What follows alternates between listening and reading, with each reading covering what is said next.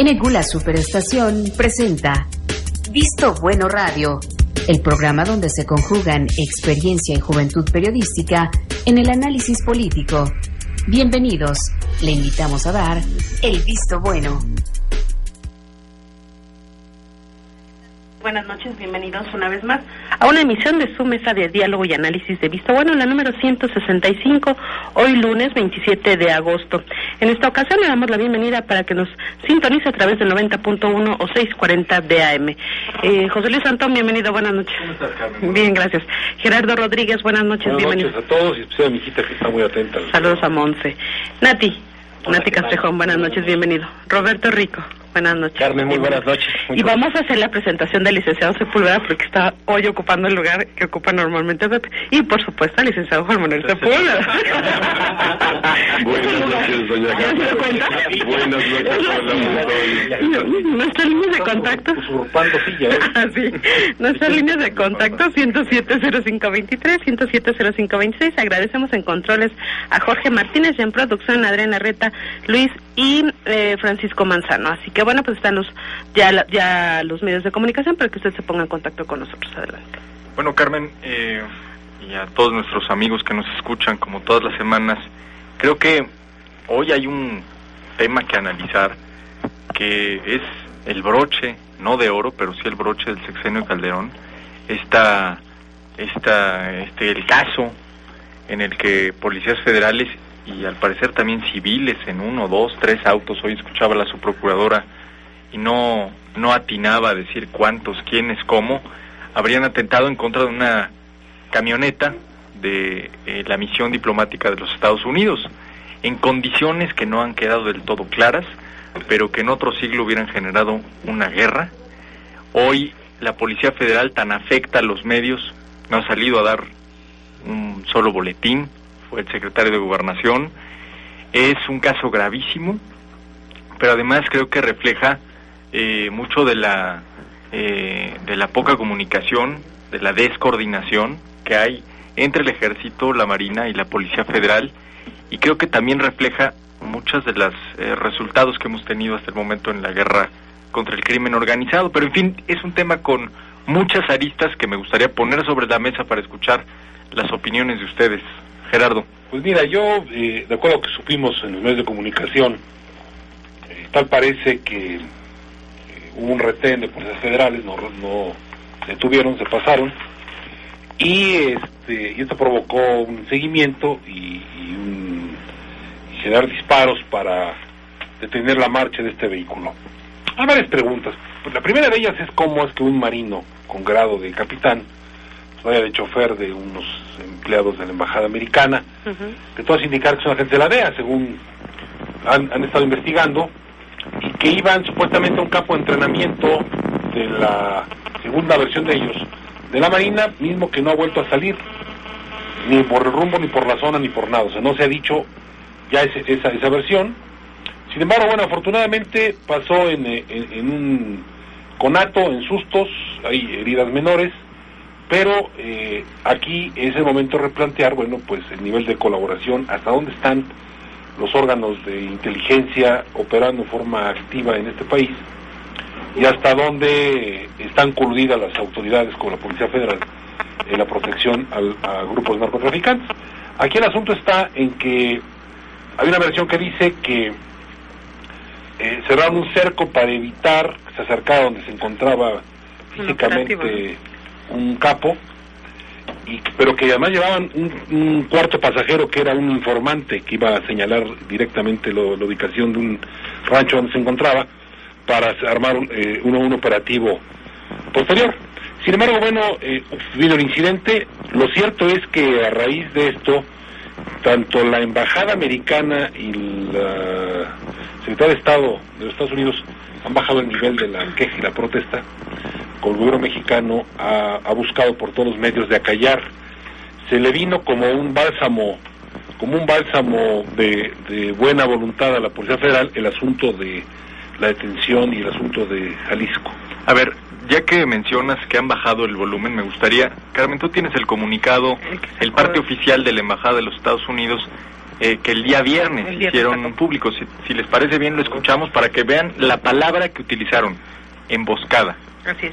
Esta mañana, 2 miembros del personal del gobierno de los Estados Unidos y un capitán de la Marina Armada de México se dirigían en un vehículo de la misión diplomática hacia una instalación de entrenamiento cuando fueron emboscados por un grupo de individuos. El vehículo intentó escapar, fue perseguido y sufrió daños considerables.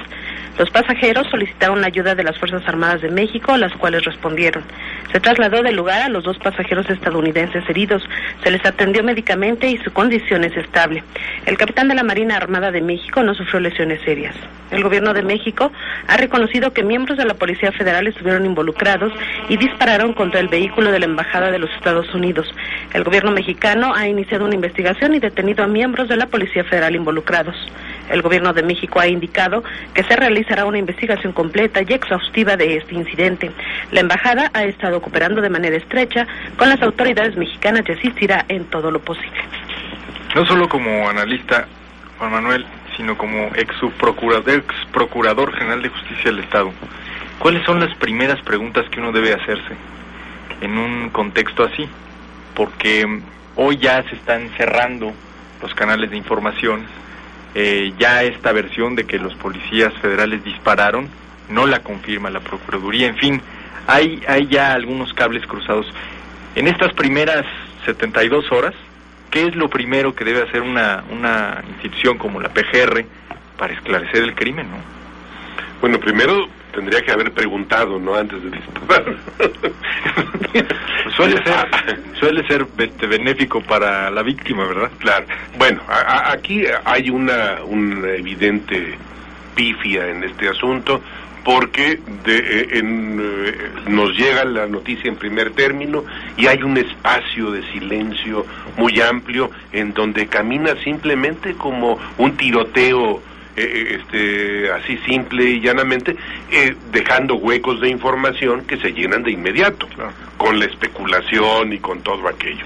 Yo creo que una de las cuestiones que le tocaba a PGR en este caso era el haber cuidado la investigación, siendo un área tan delicada como la es la persecución de los delitos, sobre todo contra el narcotráfico, y esto debió haber inmediatamente generado información suficiente para que no cupieran todas las especulaciones que tenemos ahora. Verdaderamente lamentable. También creo que, bueno, esta última, ojalá fuera la última de las de final de sexenio. Estamos teniendo un final de sexenio especialmente florido, en donde, bueno, traemos un presidente empeñado en el autoelogio, que raya a veces en la ridiculez, porque, bueno, hay algunas explicaciones que nos dan los mexicanos que francamente son ofensivas, definitivamente. Todos estos desacuerdos que se ven en áreas tan importantes y demás. Entonces yo sí creo que va a ser vamos a contar afanosamente los días que faltan para que ya dejemos de tener este tipo de sorpresas, ¿no? Ahora, Nati, Roberto, para quien quiera entrarle al tema primero, lo que dice Juan Manuel me recuerda, hemos visto en estos días los spots del presidente Calderón, que parece el incomprendido, el solitario del palacio, ¿no? Dándose explicaciones casi a sí mismo, en un contexto en el que la Policía Federal, que en teoría tendría que haber sido la fuerza civil que se reconfiguraría a partir de su sexenio, ¿no? No da pie con bola, y vemos cómo Genaro García Luna, tan afecto, insisto, a la prensa y a los medios de comunicación, pues ha hecho mutis y aventuró un operativo en Guadalajara, muy a su estilo, ¿no?, de ir con un operativo después de la polémica. ¿Cómo lo ven? Bueno, yo tampoco comparto tu optimismo de que sea el broche de oro para cerrar el sexenio. Yo creo que aún falta mucho por escribirse. Y este incidente es un incidente que pasa con relativa frecuencia. El asunto es que ahora ocupa los medios de comunicación y sus titulares, porque se trata de 2 diplomáticos o 2 personeros del gobierno norteamericano. Hay cosas que me preocupan a mí. Una, primero el tono del comunicado de la embajada, ¿no?, donde dice que cayeron en una emboscada, ¿no? Porque bueno, de ahí eso implica que haya habido un plan, que haya habido premeditación, que hayan planeado y ejecutado, ¿no? Buscando un objetivo ilegal, por supuesto, para poder llamarlo emboscada. Después, también la pregunta de Gerardo es importante. ¿Qué hace un capitán de la Marina vestido de civil como chofer de dos, ahora les llaman capacitadores, porque dicen que vienen a dar capacitación a algún grupo policíaco de nuestro país? Y lo más preocupante, que yo creo que vale la pena abordarlo en esta mesa, es que la guerra que declara el presidente Calderón al crimen organizado del narcotráfico se está dando, pero en una total descoordinación. Traemos 4 instituciones que cada una trabaja por su lado. O sea, traemos a la PFP de Genaro García Luna, que ha recibido dinero como nunca, una corporación policíaca, para poder construir una policía nueva, para poder construir una policía civil, y que pues al final del sexenio no se ve que se haya logrado el objetivo que se plantearon. Luego traemos a la PGR con su propia agenda, traemos al Ejército con sus propios medios y sus propios formas de hacer trabajo de inteligencia y de captura, y luego traemos a la Marina por su lado. Entonces, aquí ahora sí la pregunta sería como aquella película, ¿no? ¿Y dónde está el piloto, no? O sea, ¿dónde está el mando supremo, que en este caso es el jefe, el presidente de la República, que coordine a esas 4 instituciones que están haciendo un trabajo aislado? Que ahí se nota pues la descoordinación, la falta de acuerdos, la desconfianza mutua que tienen entre ellos, y que originan ese tipo de conflictos, y que tienen un costo altísimo para el país y para la sociedad, ya por no hablar de las policías estatales y las policías municipales. Entonces creo que el gobierno del sexenio termina casi como inicia, en una descoordinación muy fuerte, con números de violencia a la alza.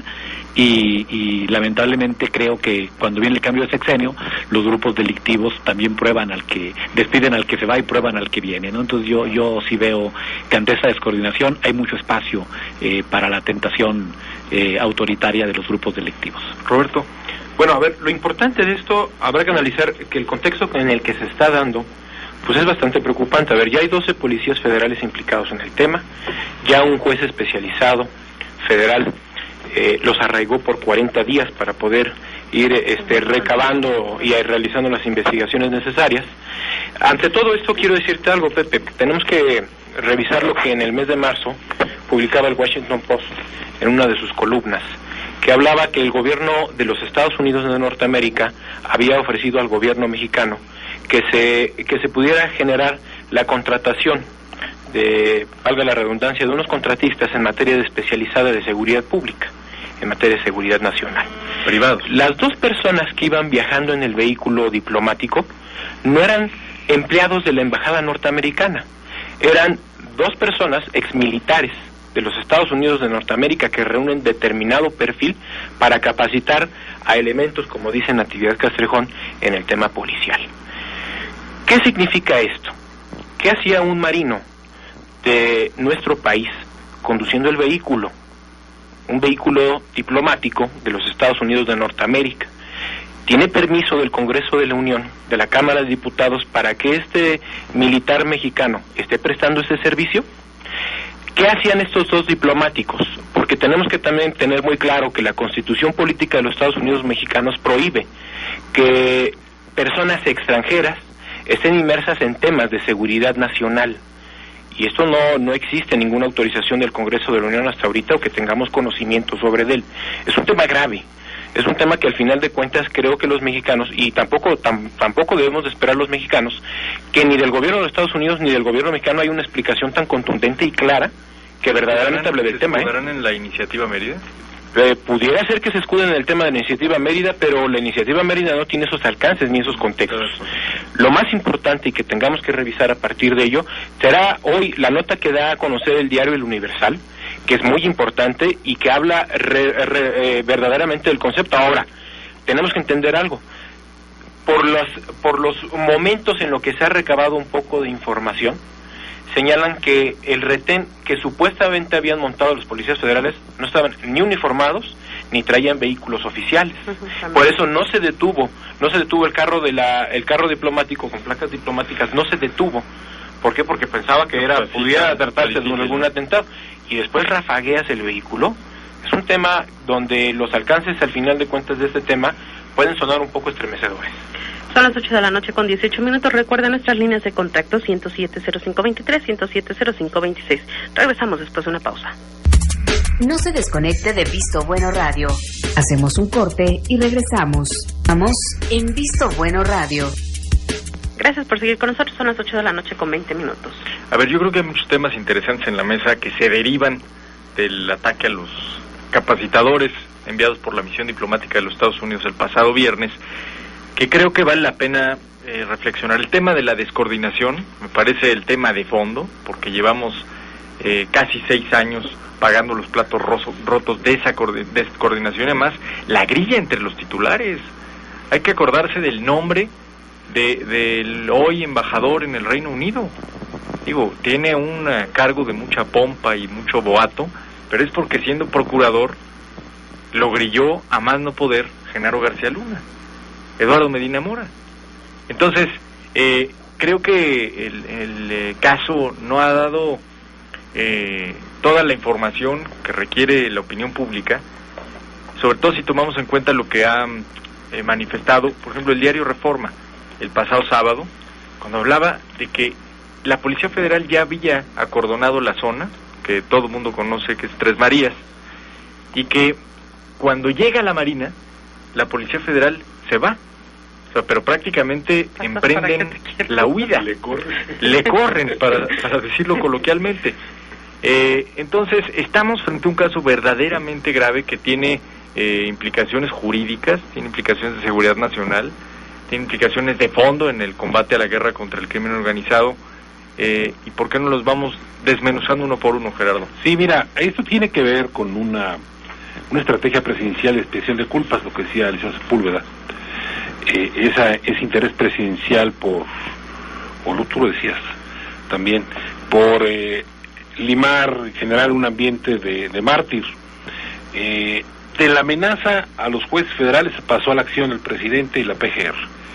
Resulta que solicitó una orden de aprehensión contra 2 jueces de distrito, por cierto uno de ellos de Hidalgo, y 2 secretarios de acuerdos de los jueces, porque se le negaron a la PGR cateos de estos jueces especializados en cateos y intervenciones telefónicas. Les negaron por no llevar bien fundamentados algunos cateos, los acusan de serie de delitos graves para que no alcancen fianza, y la Corte y la Comisión Judicatura Federal, los jueces al que negaron las órdenes de aprehensión, y ya el presidente de la Corte intervino diciendo que no deben usar actos de vendetta política en los casos de los jueces que quieren sancionar. Entonces, son jueces que en su momento liberaron a aquellas personas de Michoacanazo. Entonces, bueno, en esta hecatombe, en este mare magnum, ya también la PGR está en su proceso de depuración y de expiación de las culpas, y hoy ya se le fue al cuello a la Corte, y el presidente, acuérdense que fue muy virulento en su discurso contra la Corte, está presidente de la Corte precisamente. Y que no ha sido la primera vez. No, la primera vez, y hoy ya pasaron los hechos, piden la orden de aprehensión contra 2 jueces y 2 secretarios, las niegan, y el presidente de la Corte interviene diciendo que se frenen esos actos de vendetas judiciales, y ahí estamos en medio, junto con que esto se suma al asunto de los policías federales. Si un juez federal va a obsequiar una presión, no la va a obsequiar, y los arraigos, y entonces ya está en revisión lo que decía Natividad, ¿no? Pues ya cada quien está jalando para su camino y preparando su salida, ¿no? Oye, pero fíjate que en el tema de la Policía Federal, en lo particular, lo que vendía Genaro García Luna era una reingeniería completa de esta institución que pues estaba infiltrada por el crimen organizado, tanto así que llegó a generar la desaparición de la AFI, también creación suya. Hoy Carlos Pusch decía, y lo leo para nuestro auditorio, escribe Carlos Pusch en Milenio: al secretario de Seguridad Pública, Genaro García Luna, le gustaba al principio del sexenio, cuando estaba ante alguna audiencia crítica, hacer la siguiente pregunta: ¿cuántos de los aquí presentes quisieran que sus hijos fueran policías? Invariablemente, la respuesta era que García Luna andaba buscando, ninguno o muy pocos levantaban la mano. Me temo, dice Pusch, que 6 años después, si el secretario hiciera aquella pregunta ante una audiencia ciudadana, recibiría más o menos las mismas respuestas de entonces. Después, y como bien lo decía Nati, de muchos miles de millones cada año, al menos 40,000 millones de pesos al año se nos van. También surge la nota y dice, la Policía Federal no se enfrenta con narcotraficantes. O sea, nos enteramos que hay una norma de que la Policía Federal, que debería estar atacando estos asuntos, solamente está para mandamientos judiciales, para cuidar carreteras y aeropuertos, y el peso de los enfrentamientos los tiene el Ejército y la Marina. Ni los aeropuertos. Los cambiaron a todos, ¿no? Y eso de cuidar los aeropuertos, digo... Pero ¿qué tal que forman una policía de 4,000 elementos y se le imponen a la PGR, que es la Pública Federal, una policía especializada, lo que era la policía, la AFI, que se inventó de él. Que se inventó de él. Bueno, desaparece y ponen una nueva para que en 3 meses consignen y detengan a 3,000-4,000 gentes con órdenes de aprehensión. Entonces, bueno, hay toda una serie de choques, desgastes, y cada quien cuidando su pellejo en el futuro, pensando en lo que les viene. Y yo no sé cuál va a ser el futuro de García Luna, pero de veras es un cuadro, no lo toca nada.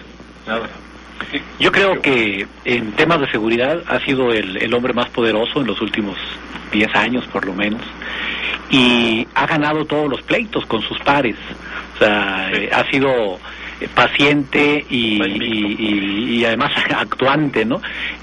A confrontarse con los secretarios de defensa, a confrontarse con titulares de la PGR, y de alguna forma ha logrado permanecer en el cargo, a pesar de todos los excesos, a pesar de los montajes, a pesar de... Yo creo que lo que él vendió a los dos presidentes de la República como proyecto de seguridad, lo vendió de forma tal que se hizo como indispensable, ¿no? O sea, si este proyecto ha de tener éxito será conmigo, ¿no? Por una policía única, en fin. Sin embargo, los fracasos han sido constantes, y por desgracia, si se hace una evaluación, yo creo que el prestigio que tienen los cuerpos policíacos formados en este nuevo modelo, pues no va a variar mucho la aceptación que tengan o el reconocimiento que tengan de lo que tenían en los otros gobiernos anteriores, ¿no? Entonces, es una lástima que no podamos tener una policía de la que, ya no digo que nos sintamos orgullosos, por lo menos de la que sintamos un mínimo de confianza, ¿no? Sí, un mínimo de confianza para poder conservar nuestra vida, nuestros bienes, en fin, aquello a lo que los ciudadanos tenemos derecho. Pero más allá, creo que la responsabilidad fundamental es del presidente de la República. O sea, finalmente nadie votó por García Luna o por Eduardo Medina Mora. O sea, votamos por Felipe Calderón en mayoría, pueblos mexicanos, y él es el responsable, y él es el que, desde mi punto de vista, no supo conducir el esfuerzo y permitió que las islas de poder en los cuerpos de seguridad fueran tan fuertes que no hay ni un mando único, ni hay un camino único, insisto, es responsabilidad del titular del Ejecutivo. Al final de cuentas creo que lo que sí coincidimos todos en la mesa, que la serie de traspiés que ha cometido el gobierno federal en materia de seguridad pública, pues ha sido desastroso totalmente. Si algo que trae o que carga estigma al actual gobierno federal, que está a punto de concluir funciones, y que, por cierto, en breves días tendremos el informe del presidente de la República, creo que los traspiés que se han cometido en el tema de seguridad pública pues son y han sido muy lesivos para el tema de la sociedad. En otros rubros ha sido importante el avance que se ha destacado, que se ha detonado, pero en el tema de seguridad pública creo que es una de las dolencias que sin duda han lesionado muchísimo al sector social. Ahora, el tema, por ejemplo, del carro diplomático, no se me hace coherente o algo viable que tú me identifiques un carro del Servicio Exterior Mexicano, las placas que es un carro, que se trata de un carro diplomático. O sea, porque todos esos vehículos están perfectamente identificados. Ahora, quiero decirte, y a esto va mi comentario, ¿cuántos millones de pesos o de presupuesto ha tenido la Policía Federal en este sexenio?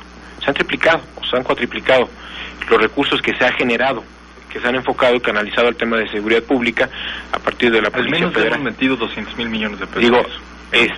no hay capacitación en los elementos, no saben distinguir tan solo de un vehículo diplomático, y de comunicación que te pasas haciendo tanto hasta comedias, ¿no? Hasta eres el director de la obra y prestas recursos para poder hablar bien. Y no dormir los elementos de la policía. Eso es increíble. Yo ahí sí creo que dos cuestiones han sido gravísimas en materia de seguridad, que tiene que ver con el manejo político y el manejo cinematográfico. El cine y la política mataron el tema de seguridad pública. Nos ganó el andar en los medios, el vender encuestas, el vender imagen, y por la otra utilizarlo para el michacanazo y mil cosas así como esas, ¿no? Ahora, recapitulando... Si me regalan un minuto, vamos a identificar estación, son las 8:30 y regresamos. Recuerden nuestro correo electrónico vistobueno.radio@gmail.com. Hacemos una pausa y regresamos.